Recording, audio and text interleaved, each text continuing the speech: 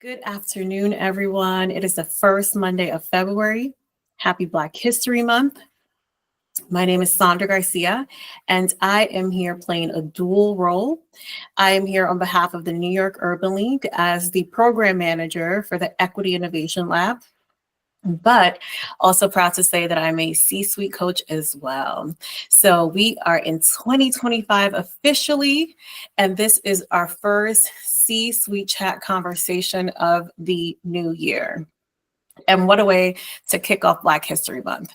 So if you attended a session last year, we have increased our program offerings. We have more for you this year. We have gone from 4 to 6. So this is one of 6 today. And why we've done that is so that we can offer more. We know that we have leaders at various different stages in their lives. And so we have distinct learning tracks so that we can empower us leaders at every stage of this career journey. Today is the individual contributor track, but we also have programs for people managers and then also team collaboration. So look out for that because we are just getting the year started. I will be introducing Angelina Darasaw, who is the CEO of C-Suite, in just a moment. But I do want to share that our next program will be for the people manager tracks on April 7th. And then following that, we will come to you again with an individual contributor track conversation on June 2nd, Influence Without Authority, Gaining Access and Impact. You can register for absolutely all conversations right now. So look out for that follow-up. All right, keeping it short and simple so we can get into the conversation, which is what you're here for. So with that, I hand things over to Angelina Darasaw, who will tell us a little bit more about the conversation topic for today, as well as our speakers. Angelina. Thank you, Sandy, and thank you everyone for being here today. Really excited for this conversation because more and more, it is something that's coming up. I'm hearing leaders at all of the various companies we work with share their gripes about not feeling like many of their top talent have this skill and people are contributing really well, but not effectively managing up. And that is something that can really be a detriment to a career. So we have the right folks to talk about that with us today, and I'm really excited for this conversation. As Sandy mentioned, I'm Angelina Darasaw, the founder and CEO of C-Suite Coach. Today, I asked my team for Black History Month fact, and one of them said, Angelina founded CEO C-Suite Coach in 2015. So we are going on 10 years of being a strategic partner to the world's largest companies and helping them build versatile, effective, and trusted workplaces. We spend about a third of our lives at work, and we deserve for that to be fulfilling spaces where we feel a sense of belonging and where we feel included. And so really, really grateful to be doing that work.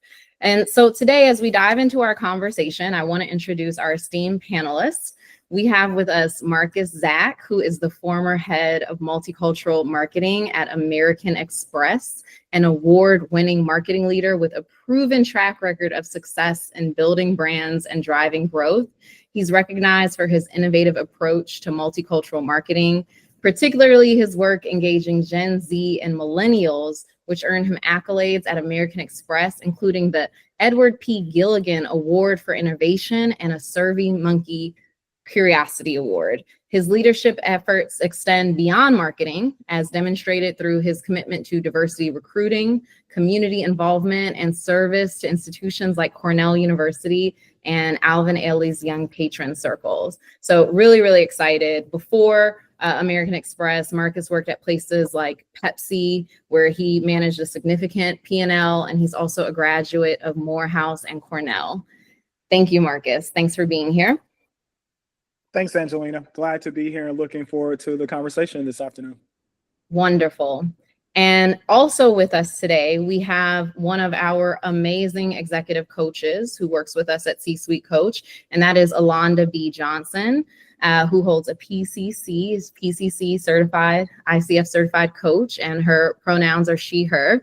Alonda inspires diverse leaders and executives to embrace their strengths and unique gifts while honoring their values, gaining influence, and creating impact within their organizations, businesses, and communities.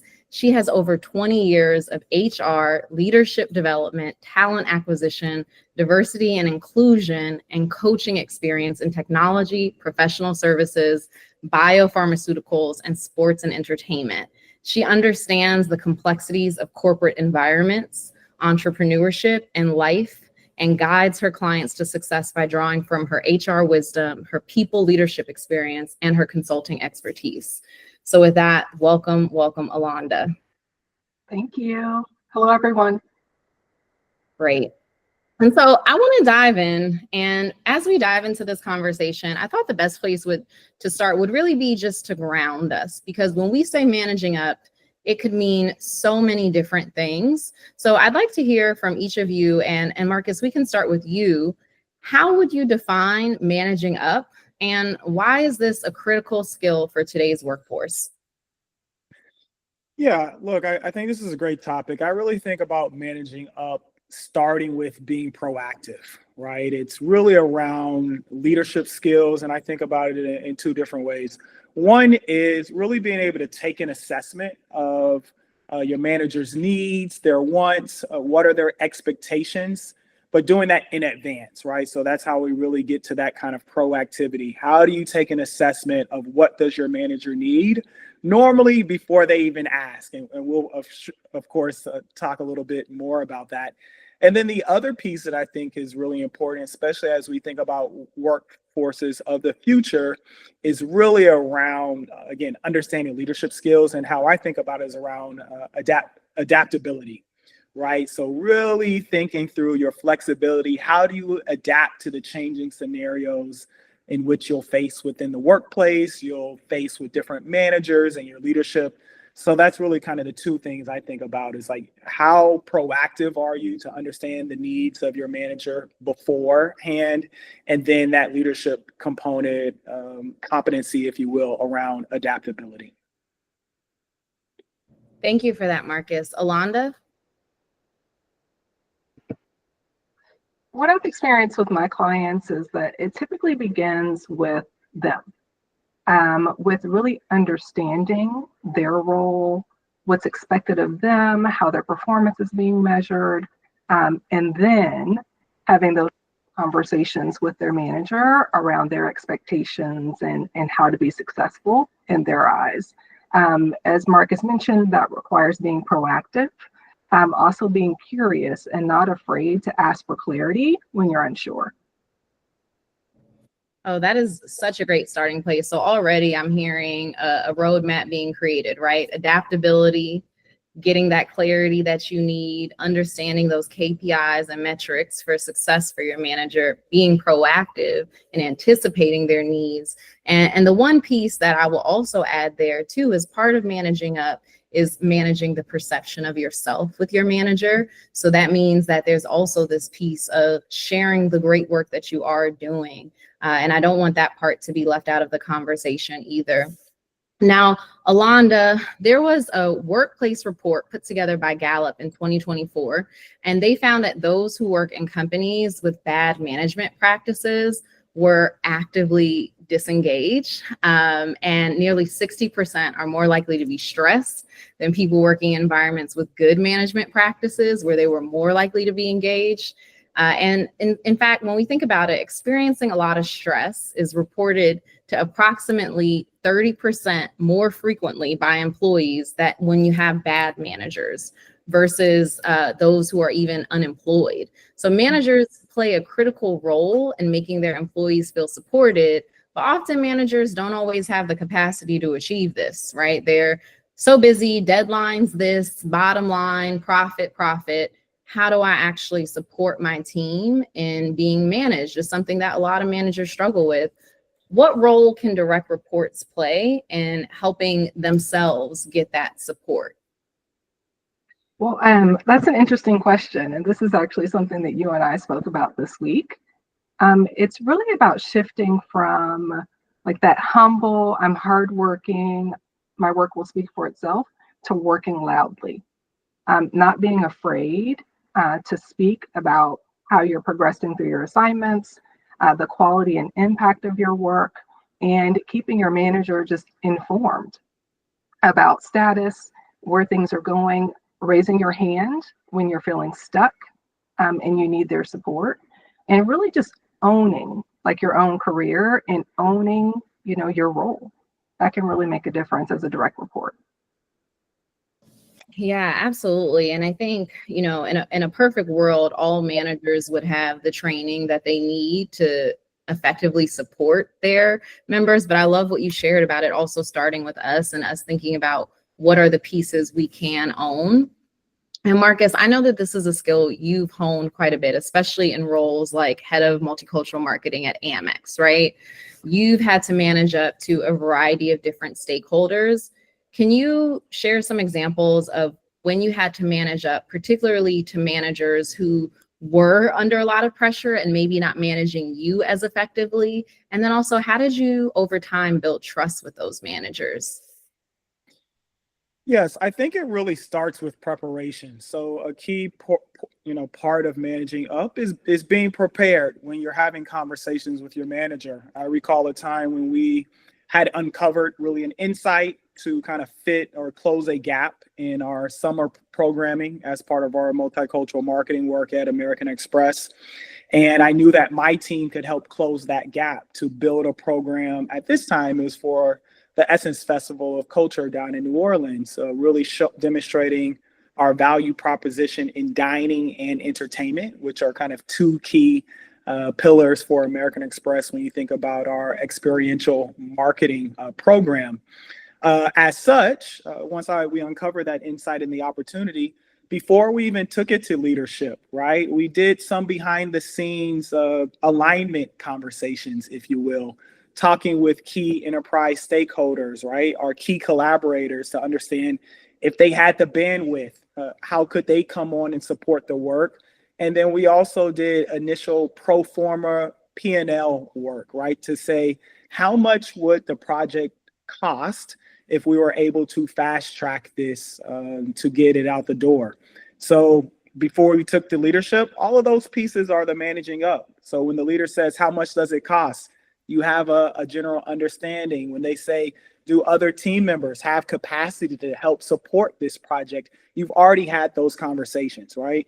Now, managing up doesn't mean that you have all the answers, but it does mean that you kind of understand what are the key questions that leadership is already going to ask. So you are at least have that kind of base, foundational work done, and then you can go off and do the other work once additional questions come in. So that's just one example of, how do you really start building that trust with your manager so that they know when you're coming to ask for incremental dollars or a stretch project, you've already done some of the homework, right? First, that lets them know, again, I'm already being proactive and I've heard what you've said in other meetings, so I'm ready, at least with those initial questions at the onset.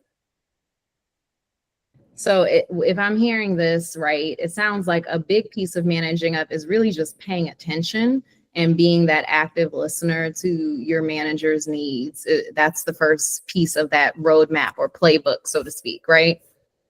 Yeah. Well, Alonda, let me ask you this, because it can feel like less of a feat to manage up when you really have a good rapport with your manager, or there's that element of likability and they just like you. What about those bosses that maybe we don't have that connection with, or they certainly don't have it with us?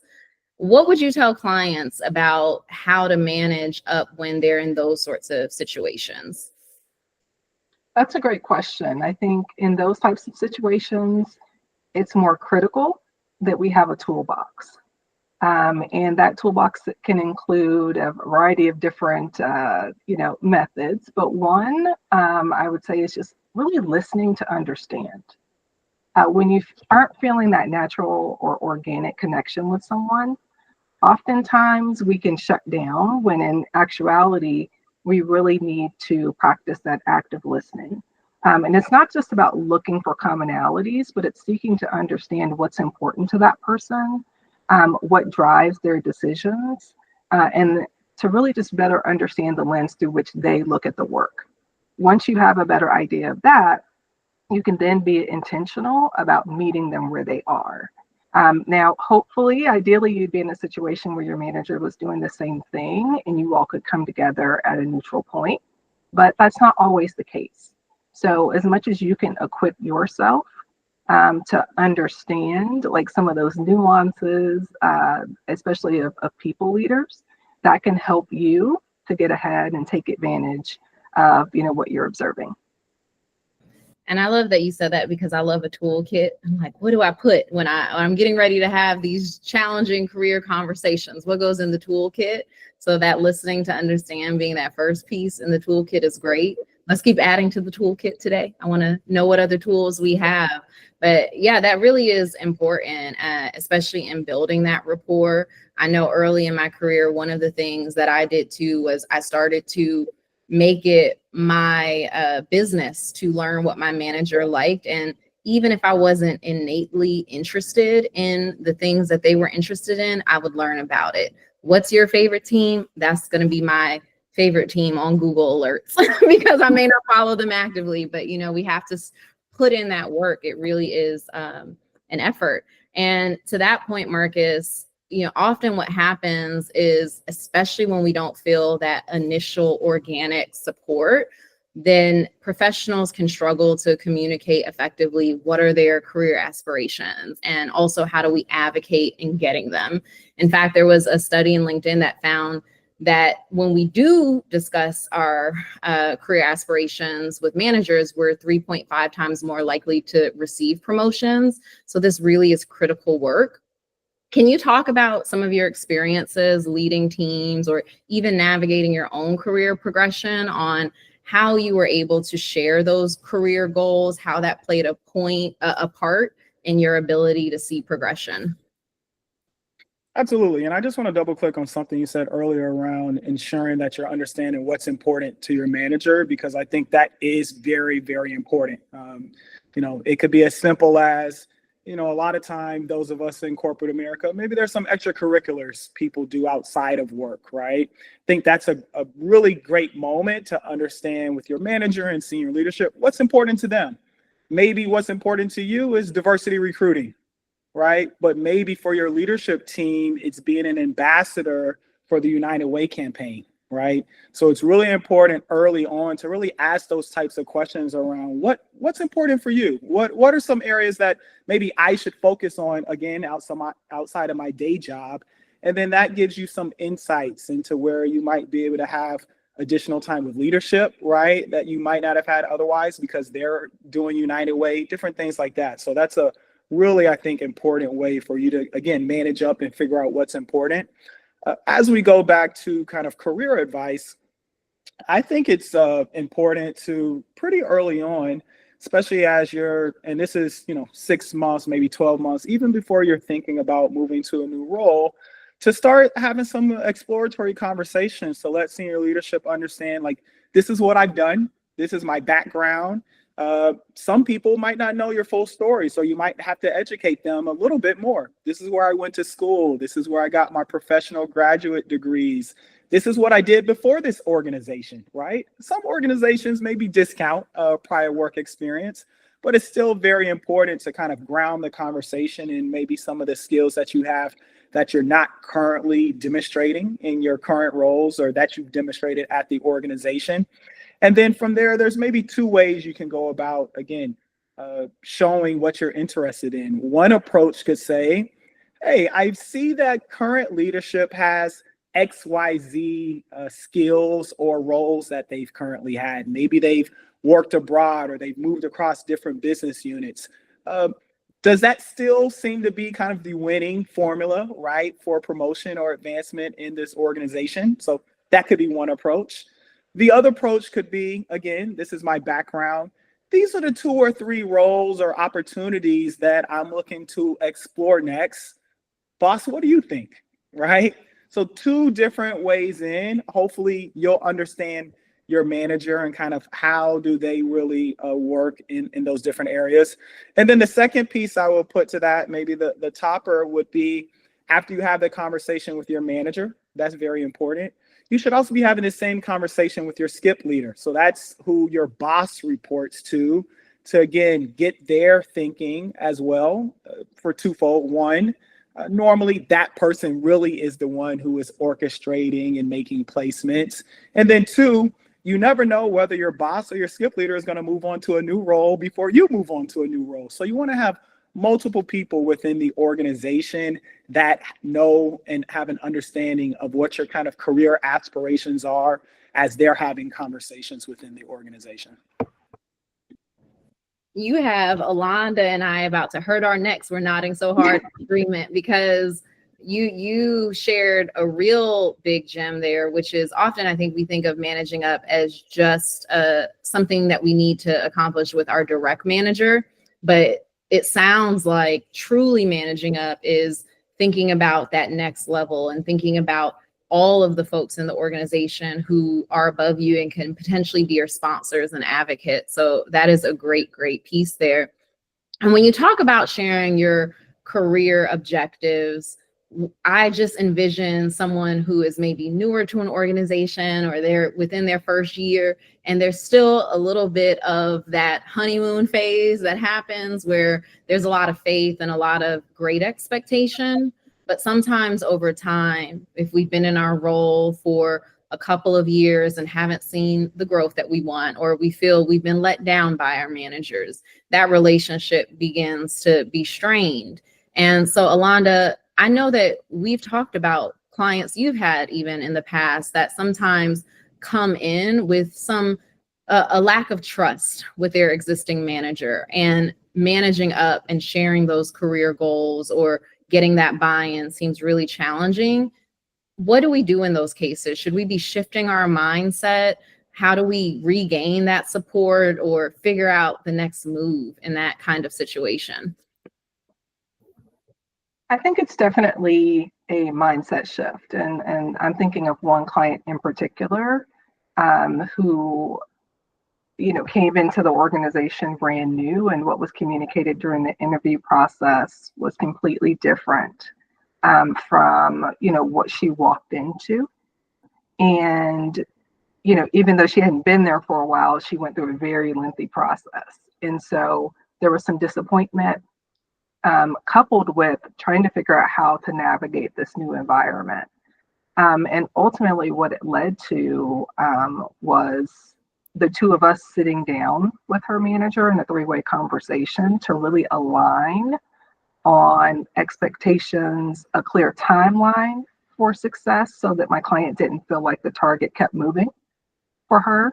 And me asking on her behalf as her coach for support in certain key areas to help her meet those expectations.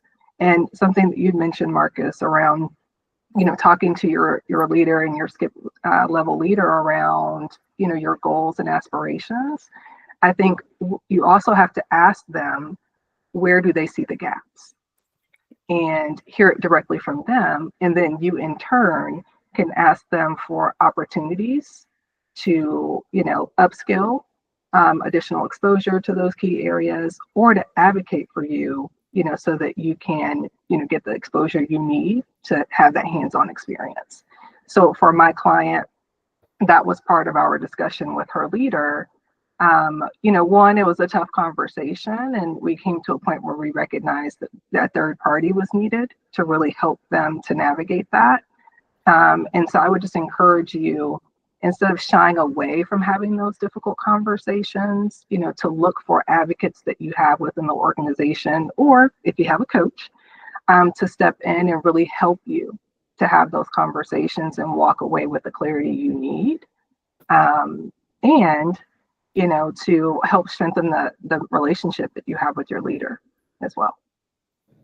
Yes, I'm very glad you shared that, because I think that often many professionals think of coaching as a one-to-one experience only and don't realize that their coach can even participate in team coaching or serve in some cases as that mediator, trusted third party to help translate that feedback. And that can be really helpful when that trust isn't present. And I do want to just double down on that, because this is something that we're just hearing about from a lot of our clients. And when the folks on a team don't trust their manager, what can end up happening is that feedback that's shared.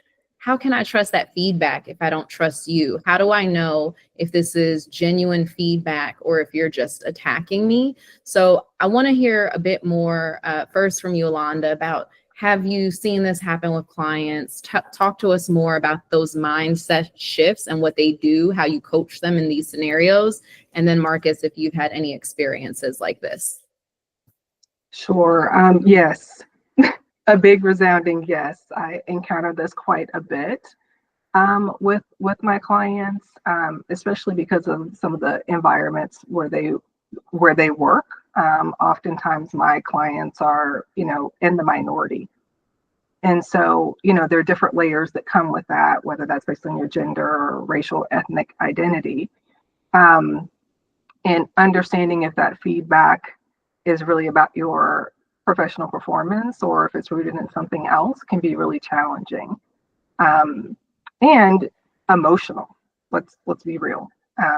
It's emotional as well. And we talked about, I think Marcus talked about perception earlier, and like how your manager, your leader perceives you, or even how the team, your coworkers perceive you, can play a big role in this. And one of the mechanisms that we often use is a 360. And that allows for the client to gather feedback anonymously based on their performance. And it comes from every direction. So, it's downward, it's upwards, it's side to side from your peers. And, it truly gives you a picture of how you're perceived within the organization. And once we have those results, we're able to look at those and to look for areas of opportunity for you.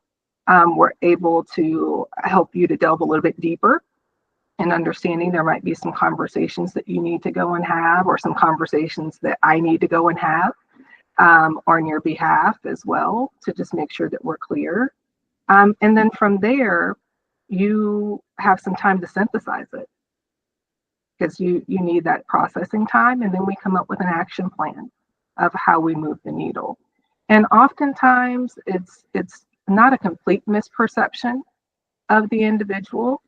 There may have been one or two moments or interactions that have clouded the feedback, and it's really nice to see that on, in print as well, when you have the support of the majority, and there might be just a couple of what we'll call bad actors in there.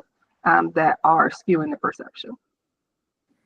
Yeah. Go ahead, Marcus. I just want to double down on the 360. That tool can really, really be helpful to uncover things that are seen and unseen, is how I like to put it.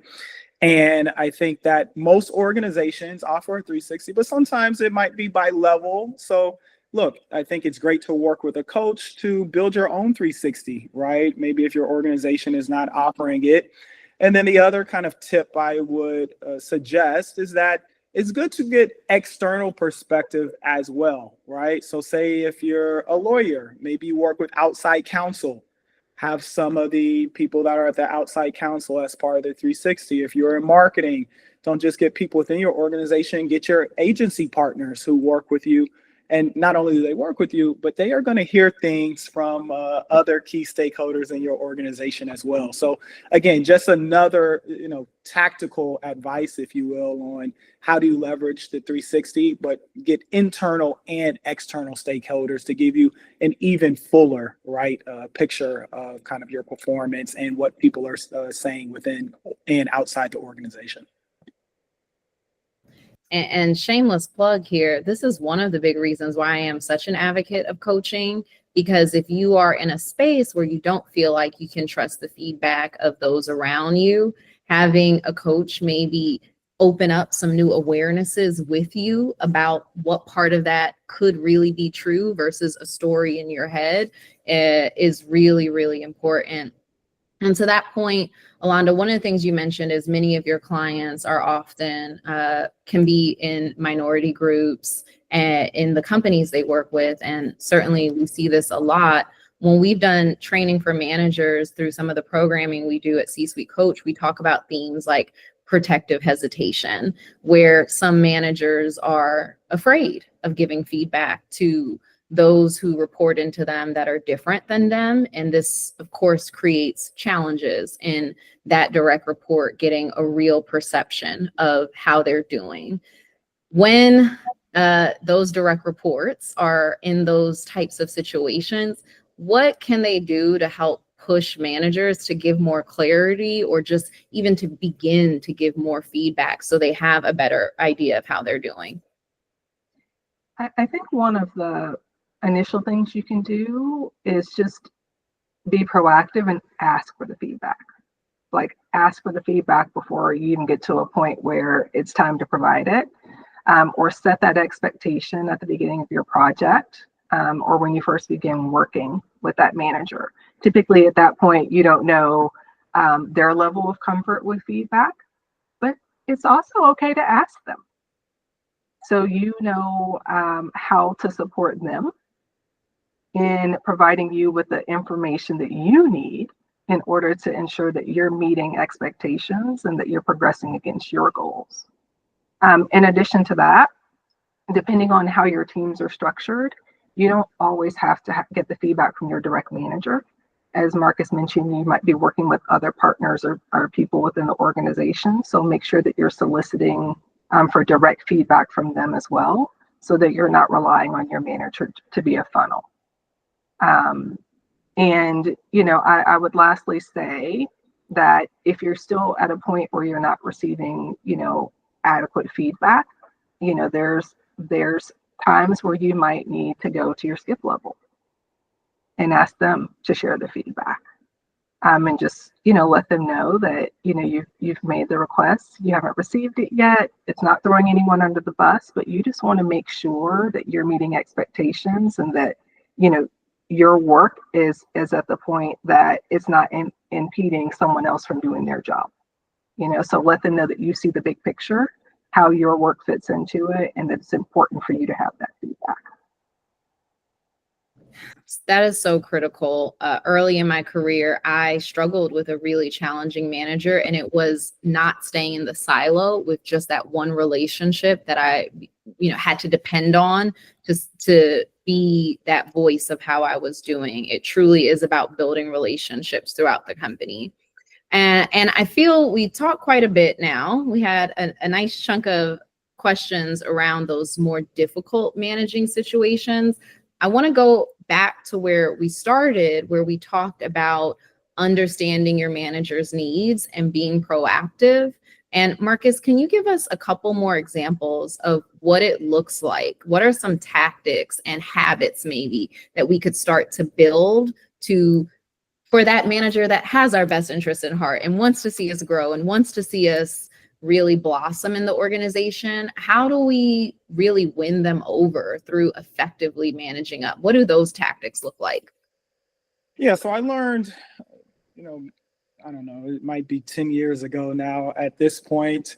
I went to a summit, and there was an executive during that time that talked through a framework of, are you a player, right? And there's maybe 4 or 5 different questions that's asked. And one might be, you know, how well does your manager know you? And if it's, you know, they know your partner's name, maybe that's 1 point.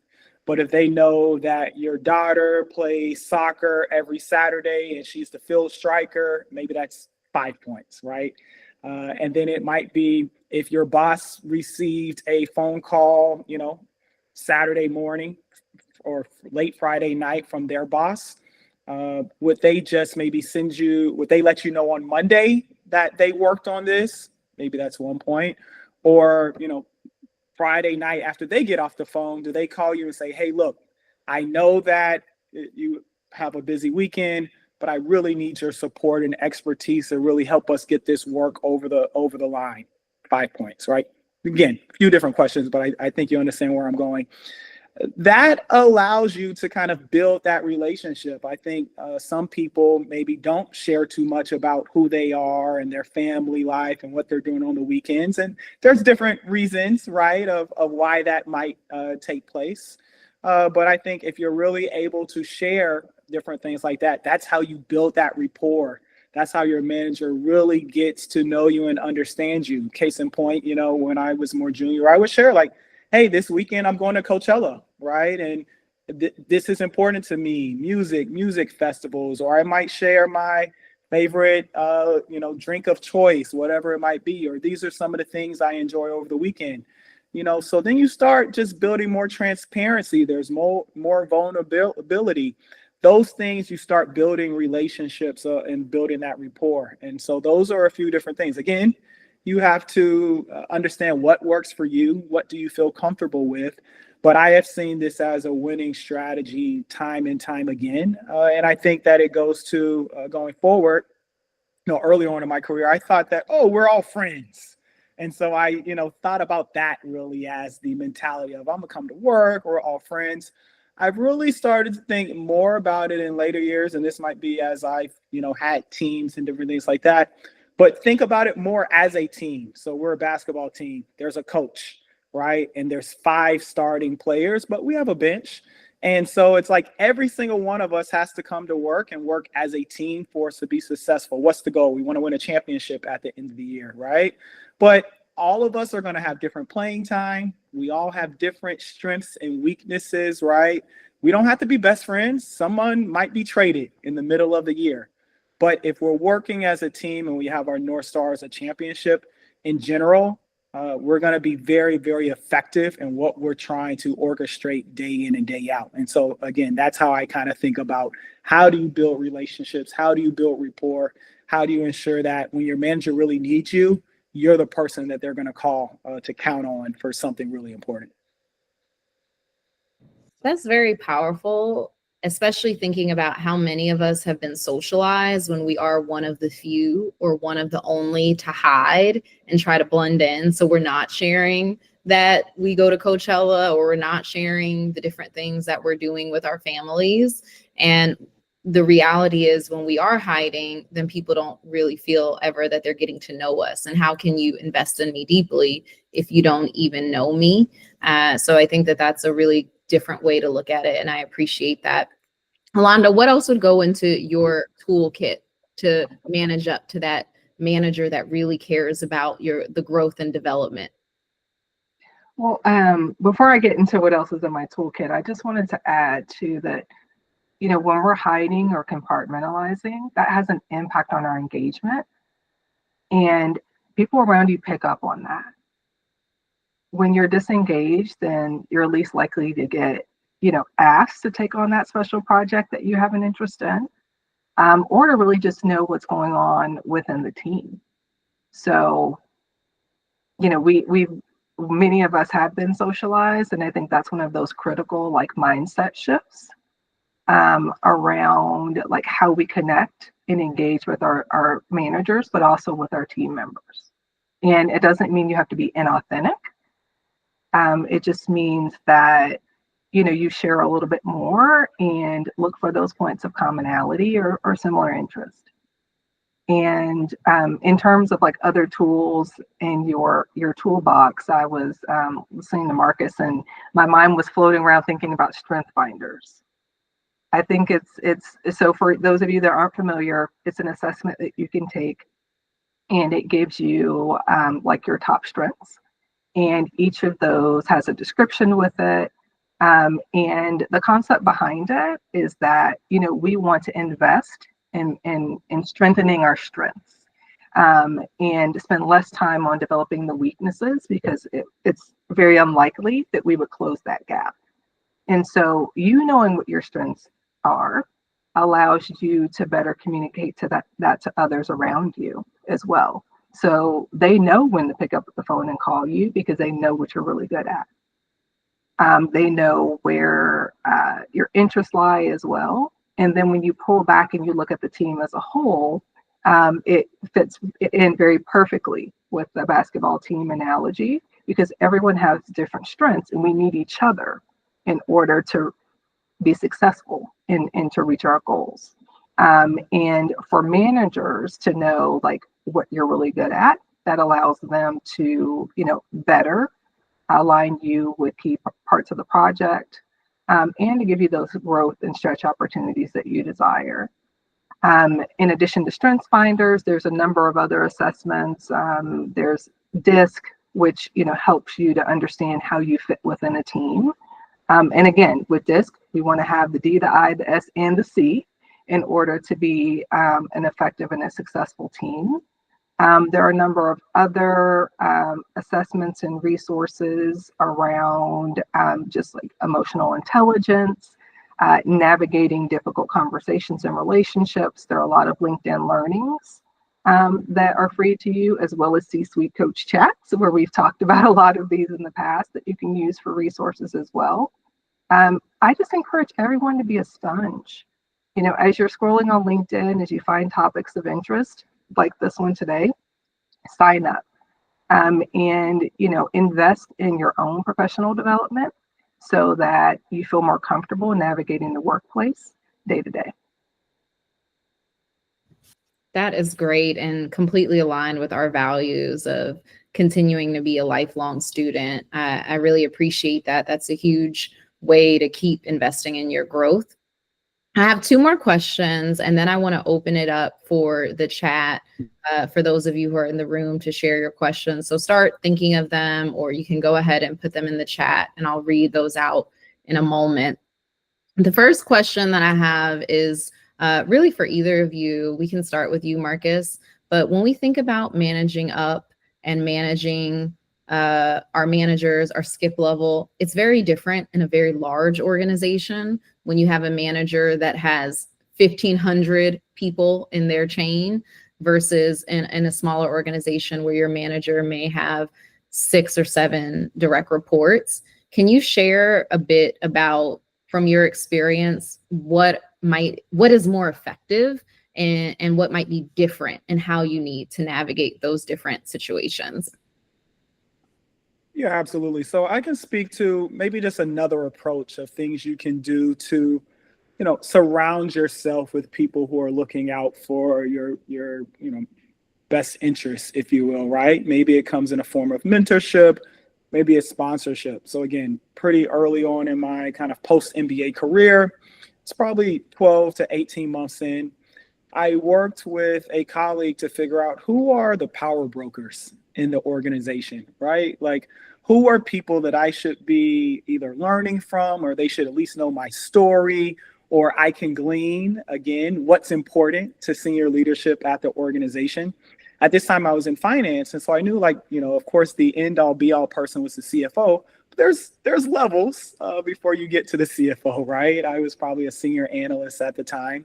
And so I went into the org chart and worked with a colleague to understand who are key vice presidents, who are key directors, right? Who are key executive assistants within the organization, right? Because it's not always just people in senior leadership. There are people here who have been around 20, 30 years, right? Who have the ear of senior leaders, which is really just as important. And so I made kind of a network map of about 8 to 10 people and set up 30-minute conversations with them. Again, going back to some of the things we talked about earlier around, having, 1 or 2 pages to say, this is who I am, this is what I've done, this is what I'm looking to do. So I brought that into the conversation and had some key questions to them around career. And so that allowed me to understand maybe who can I build further relationships with? Who did we just, vibe? Everyone you're not going to vibe with, that's okay.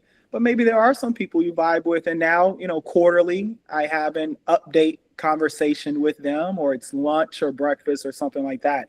But that kind of power broker conversation allowed me to really build relationships with people that I probably wouldn't have built relationships with otherwise.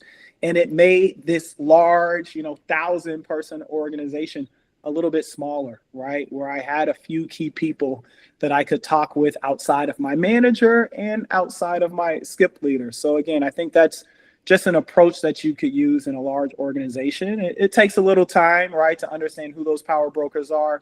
But after you're in the organization, you can start to assess, who has the ear, right, of the senior person within your organization. So that's just kind of one example of something I did, early in my career. Thank you for that.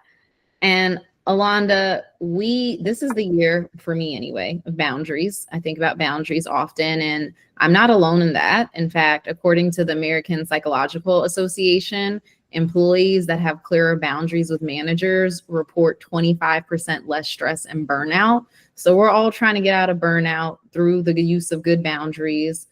What would you recommend we think about, or how can we be assertive but also healthy and not doing damage to relationships as we assert our boundaries? That's a great question. So 2024 was the year of boundaries for me, or the year of no is what I called it. Let your yes be your yes and your no be your no. And that happened to really flow through to a lot of my coaching clients as well. And it really starts with, for me, your values and understanding like what you're rooted in and what's truly important to you. From there, you can then move into prioritizing based off of your values. Because oftentimes when we say yes to things that don't align with our values, like that's when we feel the most stress. And so, being clear on that, and it's like, I call it the pre-yes or the pre-no, because you already know what's important and how things are aligned. So when you're presented with it, it's easier to say yes or no in that moment. And then from there, once you have your priorities lined out, you need, to do some planning, like some time blocking, or creating a timeline around those priorities as well. And sometimes those things are going to take you, the complete a year. Other times it might take you a day, a week, or a month. And so really just truly understanding how those fit in to the allotted amount of time you have is critical. That doesn't mean that things won't come up that you have to say yes to that may not necessarily align with your values. What's important on the other end is that you have some time to reset and to really rebalance yourself. And what I found is that with most of my clients, they're often at a point of overwhelm when we start working together. And so through coaching, we're really trying to like strip things off. And we're being really strategic around, what we're saying no to. And we're planning forward, like around like how to say no more. But going, from like 0 to 100 or doing a complete 180 isn't necessarily realistic. It's really important just to plan it out, so that once those boundaries are in place, you also have a clear communication plan around them. And people, understand, where your limitations are. Not your limitations, where your boundaries are. And also they've bought in because you've communicated with them in advance around what to expect. Yeah, that is incredible. And something else I think about just as a people manager myself is I think about my experiences where it was really easy to respect a team member's boundaries and where it was more challenging. And it's always when there is that foundation of trust, because I know what I'm getting from them. So let's say your boundary is after 6, I have to go to my kid's soccer game. Well, I always know 9 to 6, I'm getting so much value and so much effective communication and good results that I'm not bothering you after 6 because, it has to be a real emergency. Things are falling apart. So I think that also helps too, is when you're very effective in your non-boundaried time and moments. I do want to open it up for questions and make a note of some of the things in the chat. We have some compliments to you all for great conversation. And yes, Power Brokers, players, toolkits, you all have quite the resource list here. I love it. And one question was from Nell, who says, Alonda, did I understand correctly that you mentioned speaking on behalf of an employee? Is that to say that you, as an external third party, you could have a conversation with their manager about career pathing? So yes, with the right agreements in place. So as coaches, we have agreements that we have in place with our clients. And oftentimes, there's always a confidentiality clause that's included in that. With the agreement from the client, we are able to, adjust that and speak to their manager or, someone within their organization, ideally with them present. I say that because I really, unless we have aligned from the beginning that you have a sponsor or an advocate that's walking through the coaching process with you, and in terms of that, then the way we typically begin an engagement is I would have a one-on-one with that sponsor or leader, a one-on-one with you, and then we would have a three-way conversation. And that's to ensure that we're all aligned. I have had instances where that wasn't in place in the beginning of the particular instance I was speaking about. And my client asked me if I would meet with her manager, and they had already had a conversation about it before she came to me. So under those circumstances, I was comfortable with moving forward. I just let them both know where the lines of confidentiality were, as I'm not going to repeat anything that my client has shared with me one-on-one to her leader without her permission. So as coaches, we adhere to a code of ethics, and, we really want our clients to understand that we're there for them. But it is possible, yes, to answer your question. Yeah. The one thing I would add as a people leader is that ideally, you don't want your manager to be blindsided, right, from a conversation or a reach out from a coach or any type of third party. I think it's normally beneficial as part of your personal and professional development if you are getting external coaching that is not being provided by the organization to actually let your leadership know, right? Like, hey, I have a coach and I'm working on these three things, right? And at certain points throughout the process, I would love to kind of bring you along, maybe to have a conversation with my coach, or at a minimum to kind of walk you through some of the development or progress that I've made again on 1, 2, 3, right? So that your leader feels kind of, again, brought along. This definitely goes into managing up. So then when you do want to bring in your coach into any part of the conversation, your leader is already aware that this has been taking place. Just kind of a tip around how do you, again, build a better rapport and relationship with your manager. Again, we want to, as much as possible, minimize surprises. So I would just offer that up to the group. And yes, that's critical. I'll say as coaches, we do a lot of prompting of our clients to share updates with their managers on their progress, because one, accountability, and two, we talked about working loudly. So if you're committed to your own professional development and growth, you want your manager to be aware of that. And, if we have specific goals and things in place where, your manager needs to provide you with timely feedback or hold you accountable, we want them to be aware of that as well. And also budget, because you never know. Even if you independently seek this out, your professional development funds may cover a portion of it. So sometimes sharing it and putting it out there can be a prompt for your manager to say, hey, have you thought about using the funds for this? Or we could contribute some funds for this, even if they don't have a professional development budget already allocated. And we have time for about one more question. I do see one. If you have any others, the last call to throw them in the chat. And this comes from Drew, and it's more around career opportunities. What career opportunities do you propose for youth fresh out of school? And it sounds like, but that have experience from working while they were in school. Where do we get started? What are some good next steps? So what career opportunities would you propose? I'll kick it off. So funny thing, I actually was just having this conversation with my nephew who graduated from college in December. So we were doing a resume workshop and some planning for his job search.